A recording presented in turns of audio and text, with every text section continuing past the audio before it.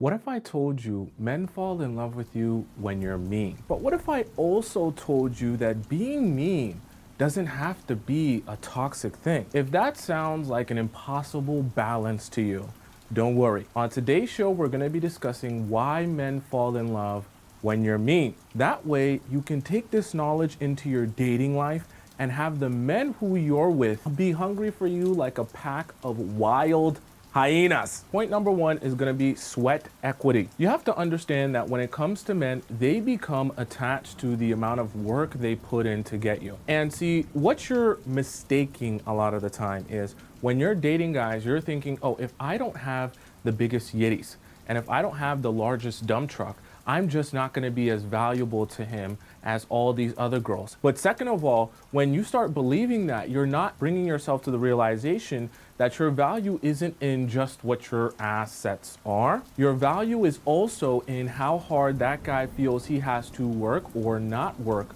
for you, okay?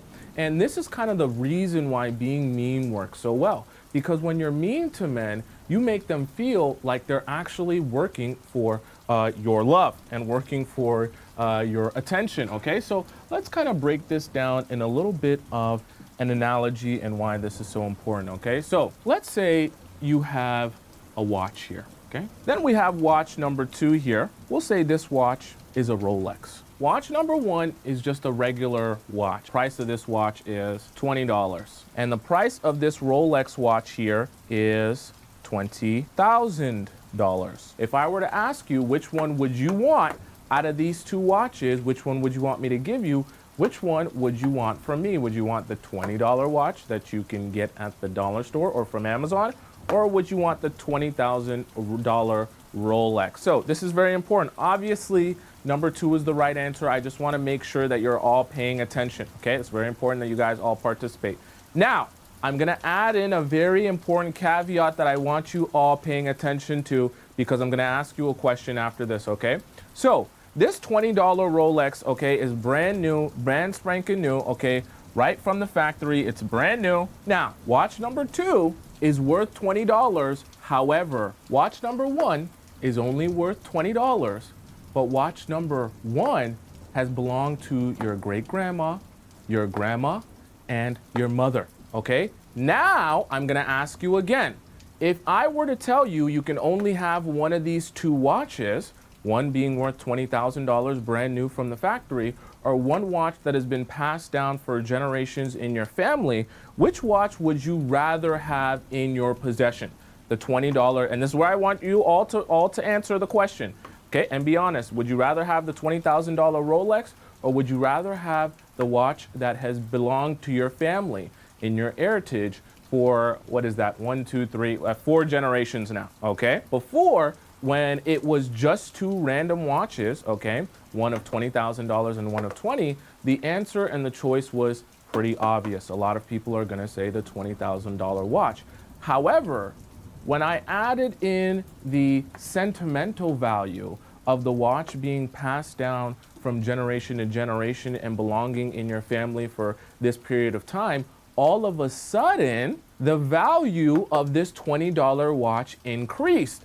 And for some of you, depending on how much you love your mother, your grandma, and your great grandmother, right? This watch value could have increased all the way to an infinite amount of money. And when I say infinite amount of money, I don't mean you can go to the pawn shop and get an infinite money glitch by pawning off that watch.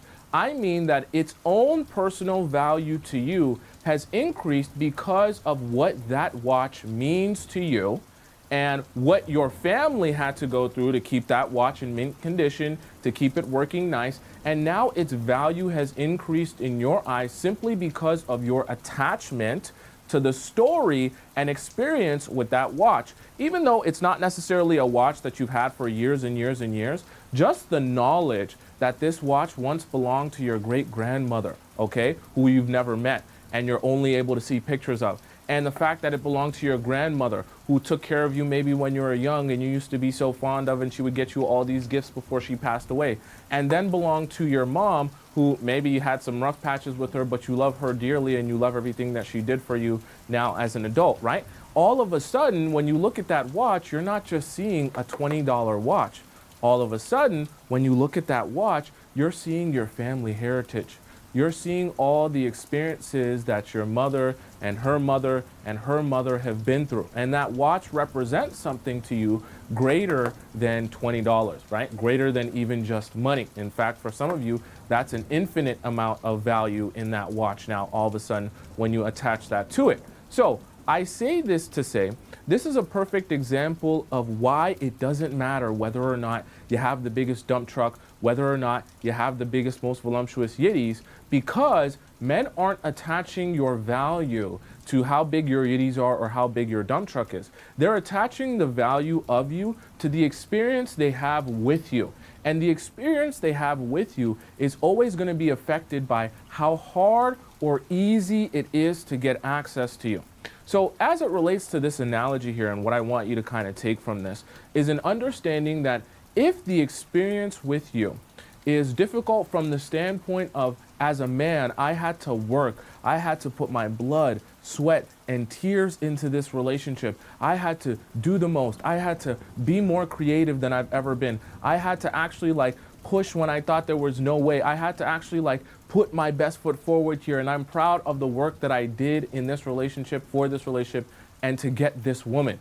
All of a sudden, even if you're the same woman, even if you're just regular old Sarah or regular old Stacy or regular old Charisse or Ivy, I don't know, he still sees you as something even more valuable than just this $20 watch. So your value is actually tied to his experience with you more than it's tied to how much he can sell you off for. Okay, he's not going to sell you, but you get my gist, right? Because this $20,000 and this $20 is perceived market value. However, the market value of a product, or in this case, the market value of the watches, doesn't affect how valuable or invaluable the watch is to you when it's now tied to your heritage, where you came from. Are you following what I'm saying? So you have to understand value is more than just what does everyone else think about it? Does everyone else think you have the biggest dump truck? Because then I see value in you. Does everyone else think that you have the most voluptuous cities? Now I see the value in you. Are you beautiful to everyone else? Then I see the value in you. It's not about that. It's also about, well, I should say it's partially about that, but it's mostly about his experience with you and how difficult or easy it is to get access to you. Because as he puts more sweat equity into you and your relationship, all of a sudden he becomes more invested in this relationship working out, because he's put so much effort into this relationship. He doesn't just want it to vanish into thin air. He doesn't just want it to disappear. He doesn't just want all his work and his effort to go to waste. He wants to be able to say, wow, I put my best foot forward and this is what I have to show for it. So as he puts more sweat equity into the relationship, he begins to become more and more emotionally invested in the positive outcome of this relationship.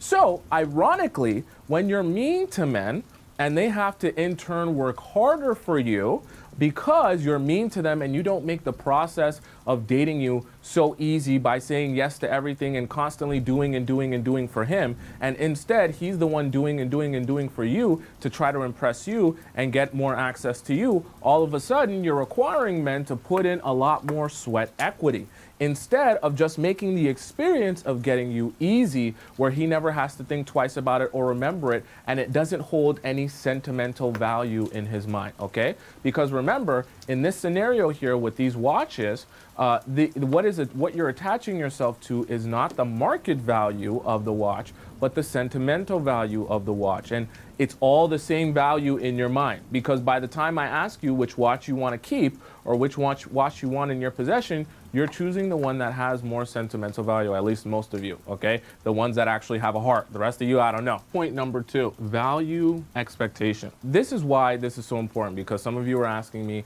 well, Tomisin, what kind of mean? I don't understand the type of mean you're talking about. What type of mean are you discussing here? Okay, I'm gonna be very clear the type of mean that I mean here. Okay, no pun intended. The mean where guys feel like it's not easy to get access to you. In fact, in order to get access to you, they're gonna have to work their way through a couple of no's and a couple of maybes, and they're gonna have to convince you or sell you on the idea that they should want to be with you, okay? So let me give you a direct example of let's be very clear here. What the right type of mean is and the wrong type of mean is, okay? That way we're all under the same understanding of why this is so important and how to do this properly so that you don't make mistakes and just start cursing guys out thinking that that's gonna make him like you, okay? So let's first do the wrong type of mean, because knowing what you shouldn't do is a lot easier, okay? So let's start off with the wrong type of mean. So the wrong type of mean would be cursing him out. You don't need to be cursing him out. You don't got to be yelling at him and calling him names and calling him all type of stuff. That's not the type of mean I'm referring to, okay? Now, let's talk about another type of mean, all right? I'm also not talking about putting him down. You don't got to call him names. You don't got to put him down. You don't got to lower his self-esteem and think that you're humbling him, by making him feel badly about himself, all right? So we have to understand this is the wrong type of mean, okay? Because now you're deliberately trying to, I guess, humble him by being rude to him, thinking that that's gonna get him to like you. That is not the type of mean I'm discussing, okay?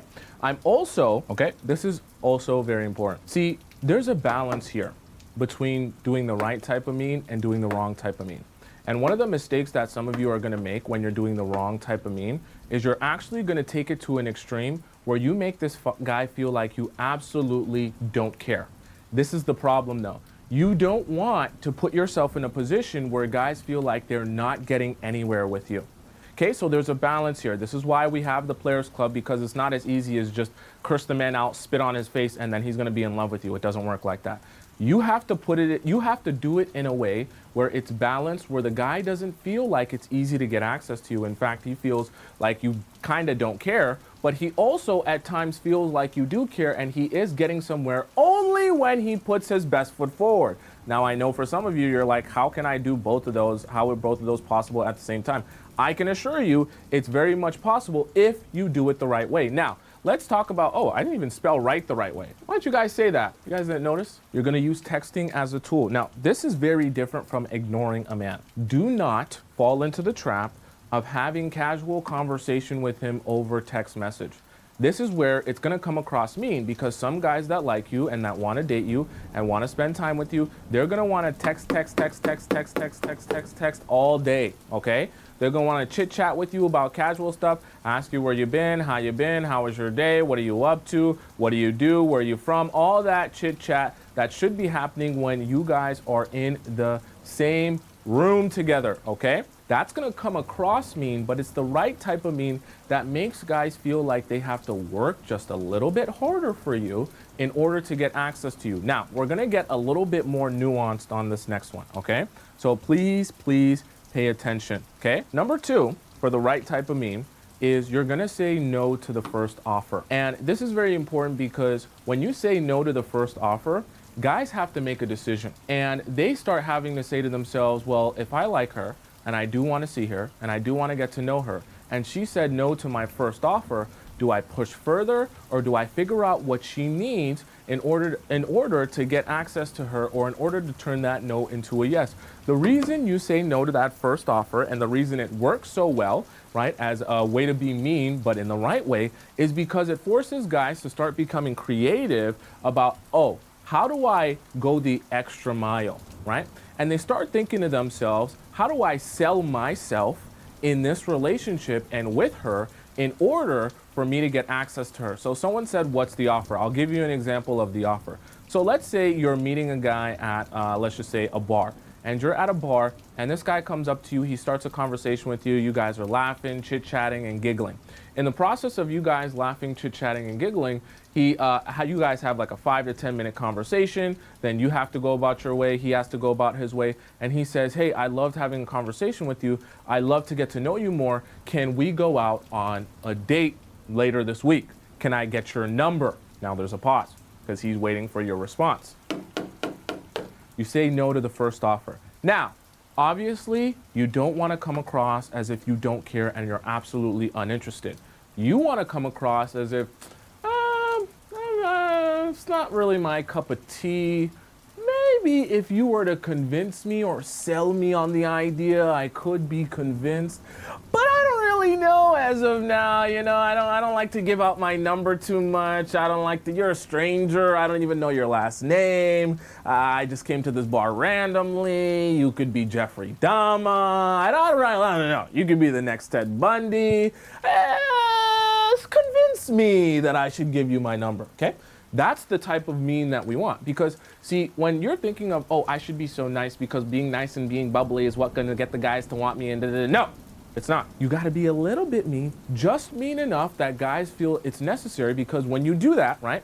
So in that example that I give where you're like, oh, I don't give strangers my number. He goes, oh, you don't have to. If you don't like giving away your number, perfectly fine, I understand. I'll take your Instagram. I'll take your Snapchat. Hopefully he's not taking your Snapchat. I'll take your Instagram. I'll take your social media. Like, what do you have that you spend the most time on? I'll follow you there, even WhatsApp if you want, and we can chat on there, okay? Just so I can ask you out on a date. And you see how from the very beginning, you get guys into the habit of taking a step forward, right? Instead of being able to just relax and sit back and allow you to do the work, he's the one thinking, okay, well, you're not interested, or maybe I need to convince you, I need to sell you on the idea that you're gonna wanna date me, so let me take a step forward, let me do more, let me see if I can still get you to want me and wanna be in a relationship with me. Let's give an analogy and an example that we can all understand here. You guys know what this is? Anyone in the chat know what I just drew, or what I just attempted to draw in the chat here? It's a Chanel bag! Yes, chat, it's a Chanel bag. The reason I drew two Chanel bags is because I want to give you two examples of how value expectation can actually affect what you think is actually worth your time and energy, and how you view something, right?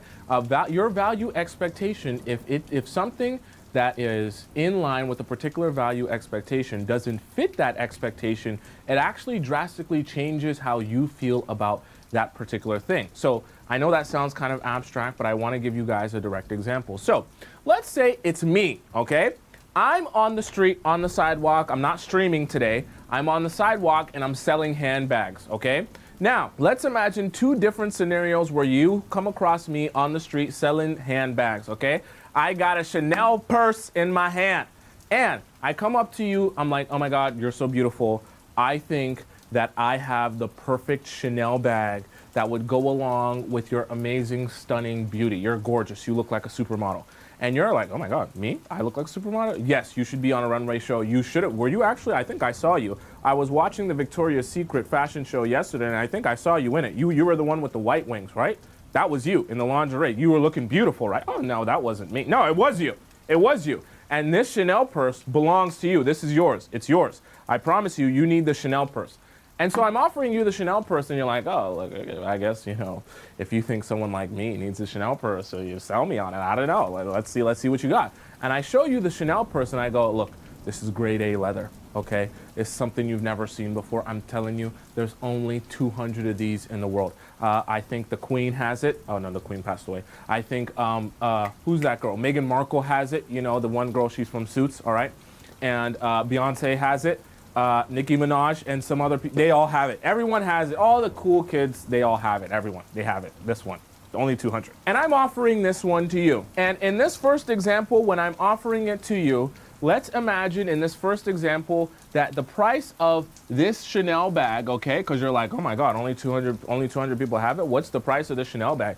And I'm like, okay, honestly, you got to brace yourself, okay, because this is a one of 200. And this is an amazing Chanel bag. You are amazing, but it is an expensive bag.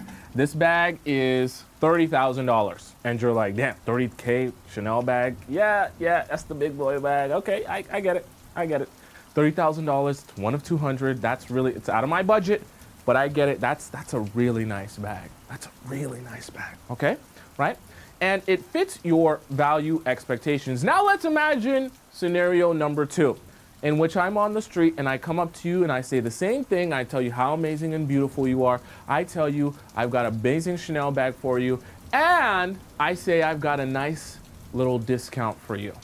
This one of 200 Chanel bag in scenario number 2. This one of 200 Chanel bag that Beyonce and Meghan Markle and everyone has is only $30. Now, if I were to ask you, chat, if you had to guess which bag was more than likely fake. Which bag would you come to the conclusion, if you only get to choose one, okay? Because I know I'm on the street. Which one would you conclude is more than likely fake after I gave you that description?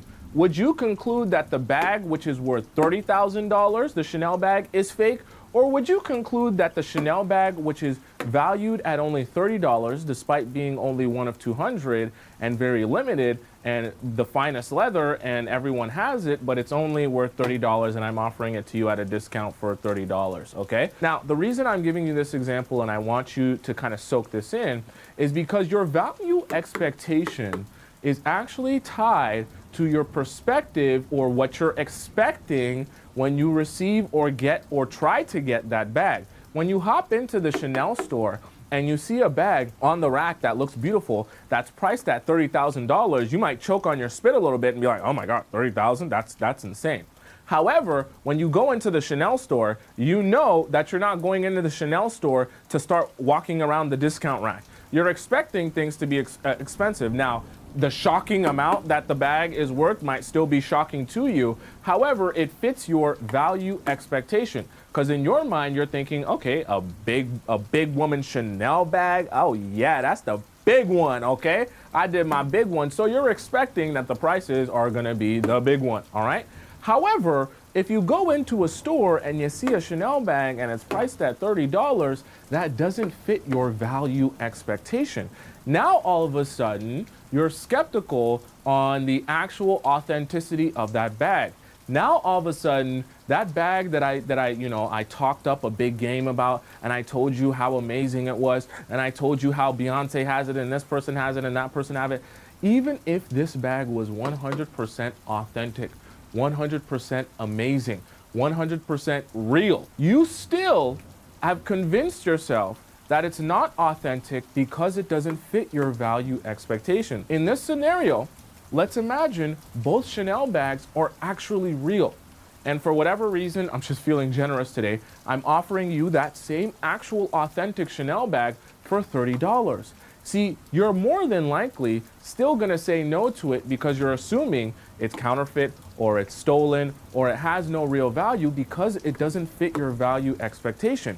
And once the value has been diminished in your mind because it doesn't fit the value expectation, all of a sudden now, you no longer want the bag. You no longer have any desire for the bag, and you don't even want to spend a measly $30 on the bag. Because you're like, what's the point of me spending all this money on a fake bag that when people see it and I say it's one of 200, they're all just going to laugh at me. It's not going to make any sense. So you're like, I don't even want to spend my $30 on a fake Chanel bag. I'll just go buy some food. Better use of my money, okay, than buying this cheap bag. But in this scenario in which both bags are real, now you see how your value expectation has affected essentially your perception. So the reason that I break this down for you and I want you guys to kind of soak this in is because understanding how value expectation affects perception will help you understand why when you're mean to men, it actually fits more in line with what their expectation of someone who has a lot of value would be, okay? Let me explain. See, when you're mean to them, and this is why I broke down the right way to be mean versus the wrong way to be mean, when you're mean to them from the standpoint of you don't make it easy for them to get access to you, and you say no to some things, and you say, you gotta convince me, I'm not really down for that, I don't have time for that, I'm too busy for that, you can't get access to me all the time, you're gonna have to work for it, I don't think you're the type of guy I'm looking for, right? All of that meanness actually fits the value expectation of a woman men would deem that has access to any man they want. See, because if you're a woman that is so beautiful that all the men chase after you and all the men like you and all the men are head over heels in love with you, wanting to take you out and spend thousands of dollars on you, when I come up to you and I ask you, hey, I want to be in a relationship with you, I want to take you out on a dinner, I want to do this for you, I want to do that for you, and you say, I'm not really that impressed. You know, I don't know. Everyone wants to take me out to dinner. This guy asked me last week. Another guy asked me on a vacation. Another guy asked me to go here. Another guy asked me to go there. You got to do better than that. They all ask the same thing. That actually fits, ironically, because you're thinking, but that's mean. That's rude. Guys won't like that. They're not going to be interested in me. They're going to want to, not talk to me and not spend time with me and not date me. But ironically, it actually fits the value expectation of a woman who they deem that a lot of men want. Because if a lot of men want her and a lot of men want to be with her, a lot of men will be making offers at her to get access to her. And if a lot of men are making offers to get access to her, she won't be impressed by my measly little offer to go to a coffee shop next week.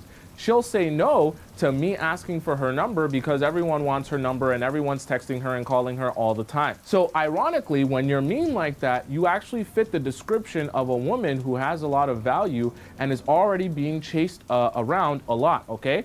Miss Selena says, be exclusive. Precisely. Because when you are exclusive like that, when you're just the tiniest bit mean to men and you say no to them and you don't allow them to feel like, oh, yeah, I was waiting for you this entire time because I've just been on my hands and knees, watching paint dry, hoping that you would eventually approach me and talk to me because this is the best moment of my life.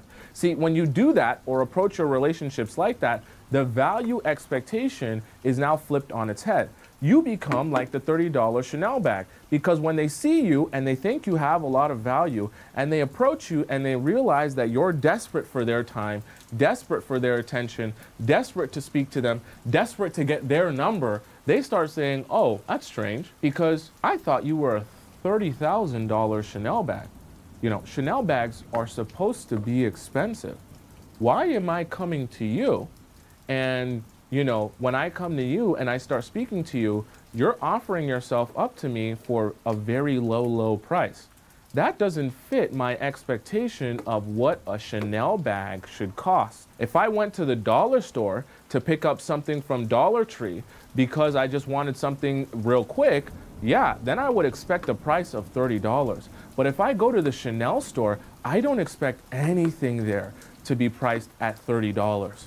And so if you're supposed to be a Chanel bag, you can't be $30. And the fact that you're $30 makes me feel like you're counterfeit. Like your value is not in line with my expectation. And because you're not impressed, what is he gonna have to do? Take a step forward and do more for you in this relationship in order to get your attention, in order to get access to you, and in order to get closer to you, okay? Number 3, you gotta act special to be special. What I want you to start understanding is being mean helps men to associate a lot of things together that you want them to be associating. See, when you're mean to men and you say no to them the first time and you don't allow them to feel like, hey, you're waiting on hand and foot for them to come talk to you. In fact, now that they're coming to talk to you, you don't even know if you're that impressed to even talk back to them, to go on this date with them, to get to know them. Now, it sounds mean, but that's the type of energy you want to be giving off, almost like you're disinterested. Not that you don't care at all, but you're slightly disinterested that if you don't put in some work here, I'm probably not going to pay that much attention to you. It's good. See, because men start to think, well, I'm not special then to her, okay? If I'm not special then to her, then I definitely am going to need to prove myself to her in order to get access to her, okay? So let's just look at a simple chart here. We'll split this up. So we can get an idea of when men are in prove-it mode, the type of things they'll do versus when they feel like they're already special, okay? What are some of the things that they're going to do when they want to prove it? They're going to spend money, okay?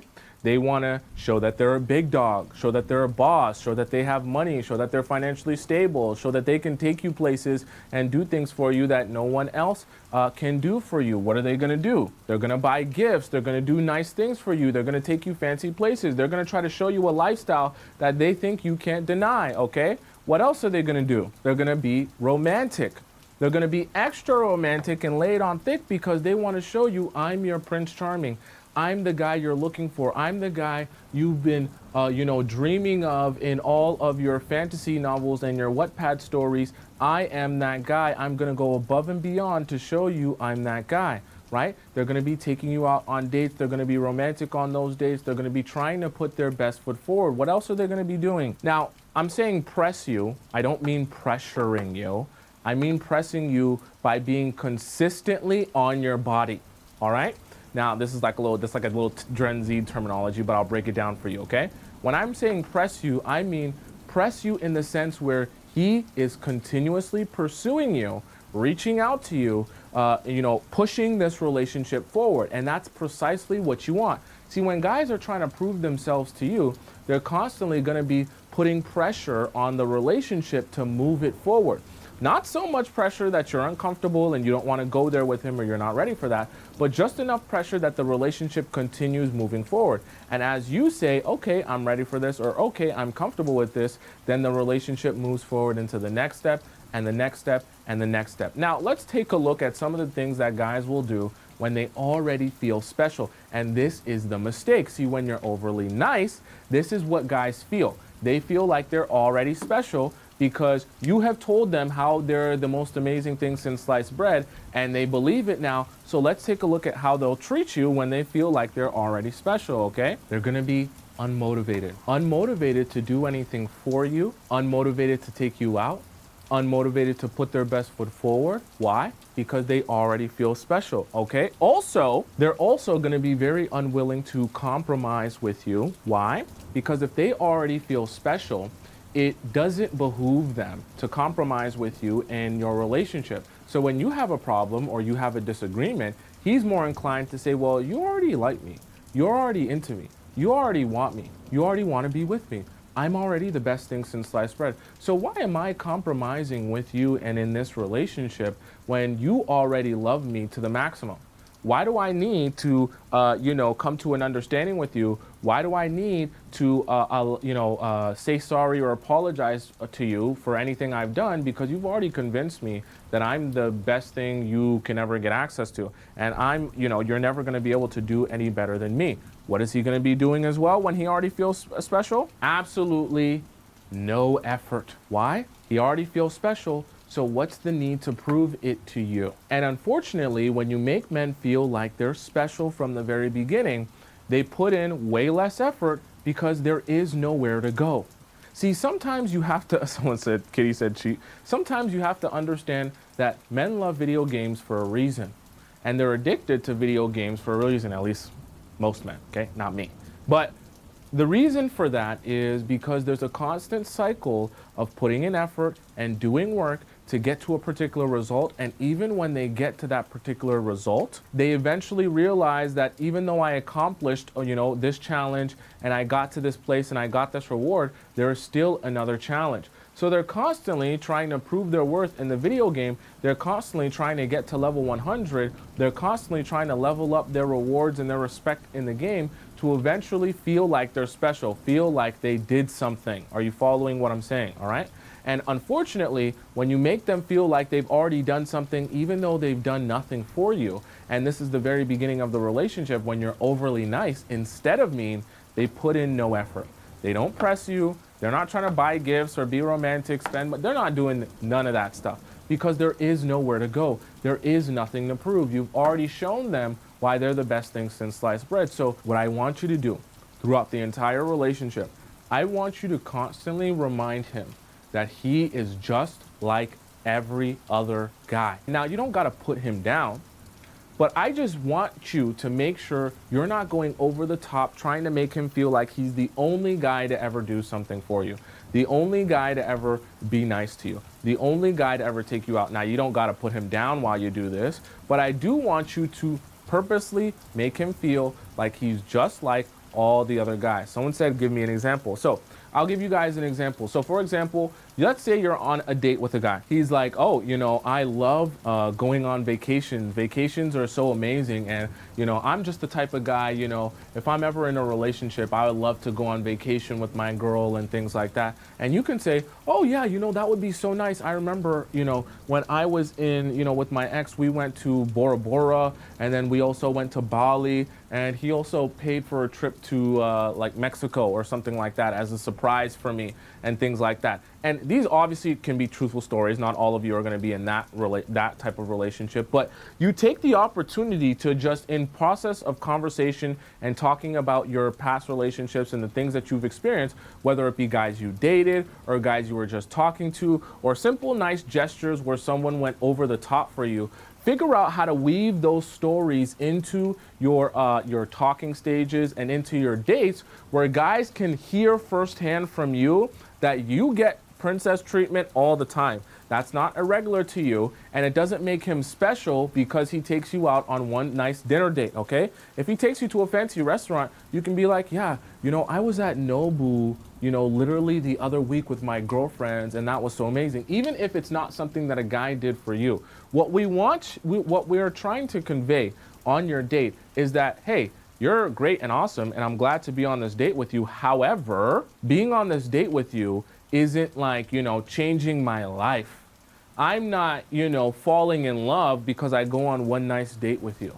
I don't think that you're so amazing and so awesome and are incapable of mistakes because you take me out on one nice fancy date. If you meet a guy on Tinder or Hinge or Bumble and you're going out on a date with him, you don't need to be telling, oh my God, you would take me here? No one's ever taken me here. This is the most amazing thing ever. I can't believe you would even ask me out on it. No, you don't worship men. You don't tell them that they're so unbelievably special for doing nothing for you, all right?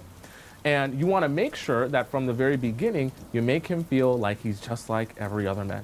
It's mean, and it's going to make you feel mean to not worship him and praise him and tell him how amazing he is. But you want to make sure you do this at the beginning so that they can be humble and still feel the need to prove themselves to you. Now, obviously, there will come a point where you're going to appreciate your man, but this has to come after you make him feel like he's not special. There's a very strategic way that I want you to do that. I dented my board. So our number 4 point is male competition. All right. Now, what you want to understand is males are always competing with each other, whether you realize it or not, whether the men realize it or not. Why? Because male ego. That's why. So the reason I say that is because you want to understand, see, when you're mean to men, you're fitting that value expectation. As you fit that value expectation, they now say to themselves, if you're mean to me, and I also get the opportunity to see you be mean to other people, now that lets me know nobody gets you easy.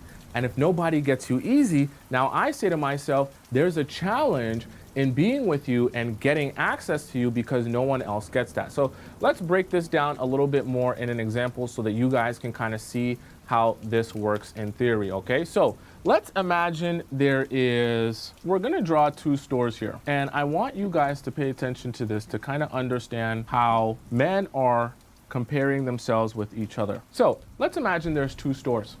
And in those 2 stores, one, they both sell, let's just say, ice cream. You're trying to figure out which store sells the better ice cream. Store number 1 has 100 people lined up around it, okay? And store number 2 has 1 homeless person in front of it. Now, you tell me, chat, if you were to walk in front of both of these stores, let's say you check both of them out and you are super, super, super in the mood for some ice cream, but you haven't been to this city before, and you don't have no idea, no friends here, nobody to ask, and you just simply have to go by what you see to pick a store that you're gonna go to for ice cream. Which ice cream shop would you assume has more, a better taste, better flavor, and would, do you better? Would you assume store number 1 sold better ice cream that would taste better? Or would you assume store number 2 sold better ice cream and tasted better? I want all of you in the chat to answer this. I want to make sure you're paying attention. I see a lot of people saying store number 1. I see some people saying store number 2, okay? But a lot of people are saying store number 1. Now, there's a reason for that, okay? Because you're actually judging the value of a store based on how many other people are in front of the store. Now, here's the funny, interesting reality, and this is like a 2024 reality, okay? Store number one could be popular and have a line of 100 people outside of it simply because it had a viral TikTok. And let's say store number 2 has no marketing. But when you go on store number 1's ratings, okay, you see store number 1 only has a 2-star rating on Google, okay? 1,000 reviews. and it only's got a 2-star rating. People are saying there was a fly in my ice cream. People are saying, oh, in my waffle cone, it looked horrible. People are saying, oh my gosh, this ice cream tasted so watered down. I can't believe it. Someone said mid-cream, right? But they have a whole bunch of viral TikToks that makes their page look so amazing and makes the food look so amazing that you're like, damn, I really want to go to this ice cream shop. But store number 2 is so measly, it's got no one in front of it. And so you thought, oh man, nobody must like that ice cream shop. Nobody must be interested in that ice cream shop. However, when you looked up the Google reviews, store number 2 had 5 stars. And in fact, store number 2 was so popular. The reason there was no line outside is because store number 2 doesn't allow people to walk in. In fact, store number 2, you realize after the fact, is actually like a gourmet ice cream shop. And so in order to get into store number 2, the only way to get in is to book a reservation. And so that's why there's only one homeless person in front of store number 2. Because they know if they allowed people to walk in, they wouldn't be able to handle the amount of traffic.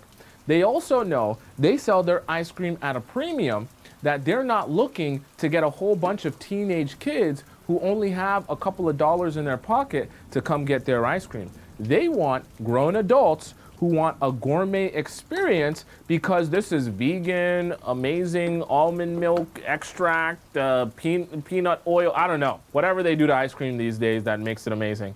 That's what they do to their ice cream. They've got so many different flavors, so many different options. They only take reservations, meaning you can only order it, come in, pick it up, and walk out, which is exactly why there's no line. And so now some people are like, what a twist of events. So now all of a sudden, simply based on perception of what you see, how you see other people treating and approaching this ice cream shop, you determine this ice cream shop must have value. But in reality, the value of ice cream shop number 1 was basically nothing. And the value of ice cream shop number 2 with that more information was actually the one you should have been going for. Now, you're probably saying, Tomisin, how does this relate to what we're discussing with male competition? Well, here is the thing. Subconsciously, when you tell men no, they actually perceive your ice cream shop as having a long, long line outside of it, right? Because an ice cream shop that has 100 people outside of it is probably so busy because so many people want this ice cream, but there's not enough workers or a supply in order to be able to get all of those people in and serve them, right? So I think that must have a lot of value if there's so much demand for this ice cream. It's the exact same reason why clubs will hold a line, because they want other people who are walking down the street and walking down the strip to see a club with a huge long line of people waiting outside. When they see that huge long line of people waiting outside, they assume this must be a poppin' club. Have you ever seen a club where the line is gigantic and then when you walk inside the club, you're like, this club is like basically empty? Why was there such a long line outside when I walk in and this club is empty? Doesn't make sense. They're doing that to attract more people because they know psychologically when people see more people, they're going to assume, hey, this is a really good club. This is in a really amazing spot. So I say that to say, ironically, when you tell men no, they actually start to think to themselves, oh, there's competition for her. And because there's competition for her, is the reason why she's turning me down. Because all these other men also want her. And so it actually becomes compounding if you can tell men no, but also show them in the process of them getting to know you and spending time with them that you also turn other people down. Now, it doesn't even always have to be romantic. See, one of the things that you can do when you start dating men is you can start showing them that you are happy to say no to people when it doesn't serve you, because you have many different places and ways that you can spend your time. And so because of that, you turn down a lot of things. So let me give you an example of what I mean by that. So let's say you're on a date with a guy and he's asking you, hey, so what are you up to this weekend? Rather than every weekend just having absolutely nothing to do and being available, what I want you to start doing is as you start talking to these guys and building with these guys, I want you to start showing them and telling them stories of how you turn down offers to go out, to go here, to do this because you have other things to do. And even I want you to turn down his offers as well when he asks you to do certain things, simply because We want to continue making it look like your store is constantly full. So there are times where you want to strategically turn guys down so that they have an opportunity to say, oh, well, maybe you have other things to do. You have other places to go. There's competition for you, okay? This is all very, very good. Now, the other thing that you want to do when it comes to male competition is you want to give guys a chance to see that other men also desire you. Now, this is where I want you to understand, I'm not advising you to act toxic, okay? I'm not telling you that you should, go out and sleep with the man in front of the man that you like. That's not what I'm saying.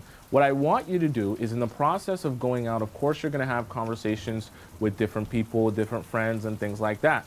What I want you to start getting strategic at is allowing the men that you begin dating to see the fact that other guys also like you and also want you and also want to be with you. So if you're a pretty girl and you're out and about with your man, there's a good chance that at some point throughout the night, some guy is going to strike a conversation with you or say something to you or come up to you or anything like that in that world or in that realm. What I want you to start doing is, don't be so shy to not speak to the guys who, when you go out, come up to you or approach you even when you're with that guy. Now, I'm not saying you gotta flirt. I'm not saying you need to touch up on guys or do anything like that inappropriate. But what I want you to do is get good at holding a conversation with people who come up to you, especially when you get the sense that they're interested in you. Not because you have to be a toxic person, but it's good to show guys at the very beginning that there's competition for you. When you show them that there's competition for you, they can look at you like store and ice cream shop number one.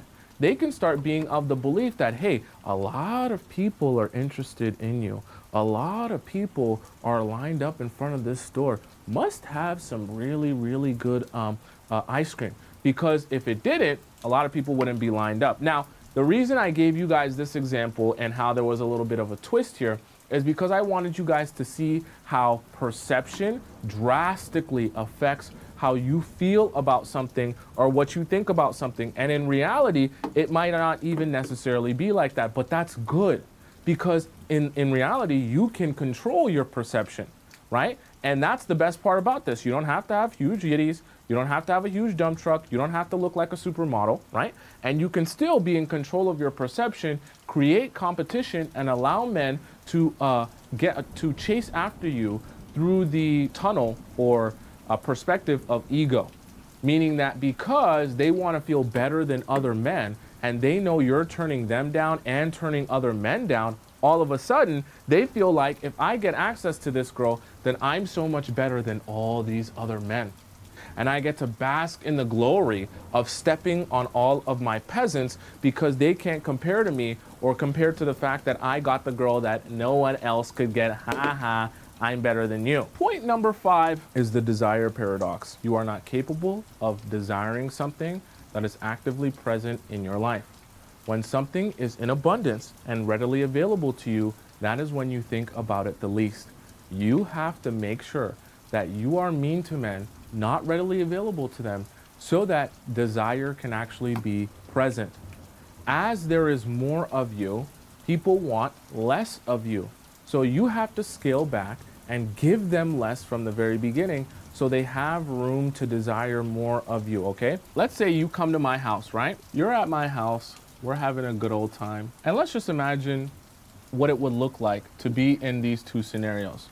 Let's imagine in scenario number 1, when you come to my house, everything is available to you. So you've got all the snacks that you could possibly want. We're having a little sleepover and I let you eat whatever you want. Okay, so you can eat anything, you can drink anything, and you can do anything in my house, okay? Except for maybe a few things. Now, let's say for the sake of example, I allow you in scenario number 2 to do everything in my house, go anywhere, try anything, eat anything, drink anything, except for the forbidden chocolate chip cookies. I love cookies, okay? The forbidden chocolate chip cookies on top of my refrigerator. And I tell you that I have so many things in my pantry, so many things in my fridge, so many things on the stove. I even made some food hot and ready just for you, exactly how you like it.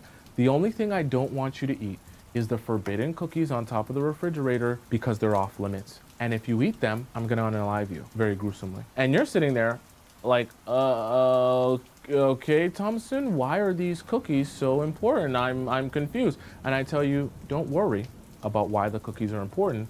Just worry about the fact that I said don't touch them, don't look at them, don't inspect them, don't get close to them, and you damn sure better not eat them. Now all of a sudden, you're gonna be saying to yourself, why? What do the cookies taste like? What do they smell like? Is there something in them, right? Am I gonna get something from it? How will they make me feel when I bite into a taste of those cookies? All of these questions only arose in your mind when I told you you couldn't have the cookies. When I offered you everything, including the cookies and any other snack in the pantry, you were able to eat anything, drink anything, do anything. And so you weren't asking any questions about anything. There was abundance everywhere. But the moment I gave you one stipulation, that was the one thing that your mind turned to. So I give you this understanding and perspective to help you understand that there's always going to be a paradox of desire, meaning that you're thinking, hey, if I'm more present, guys will want me more. If I'm nicer to them, guys will want me more. If I do more things for them, guys will want me more. However, there's a paradox there. As you're nicer, as you do more, as you're more present, guys say, actually, I don't think about you as much. I don't question as much. I don't desire you as much. Why? Because I can eat anything, drink anything, and do anything in your house. So it's great, but I don't have a need or a desire to know more, inspect more, to see what this is all about. And unfortunately, when you're a forbidden cookie or forbidden fruit for some of you who are religious, people start asking why. What do you taste like? Literally and figuratively, right? How will you make me feel if I'm with you? What are you doing? Where are you at? How do you spend your time? Why don't you want me? You don't seem that interested in me. How can I make you interested in me? How can I make you want me? You're so mean to me. How can I make you nice? How can I make you sweet? How can I make you want to go out on a date with me, right? All of these questions that men begin asking themselves simply because you're mean. Simply because you don't say yes to the first thing. Simply because you don't seem super ecstatic or over the moon simply because a guy came up to you and asked you out on a date. Simply because you say no to the first time he asked for your number. Simply because you don't make the process of him trying to get to know you easy for him. Meaning you don't seem like you're impressed. You don't allow yourself to spend all your days with him and all your time with him. You limit yourself and limit your schedule to only allowing a certain amount of hours and days of the week with him. All of that is mean, but it turns you into one of these forbidden cookies. I was gonna say forbidden fruits, right? And then the desire paradox comes into play.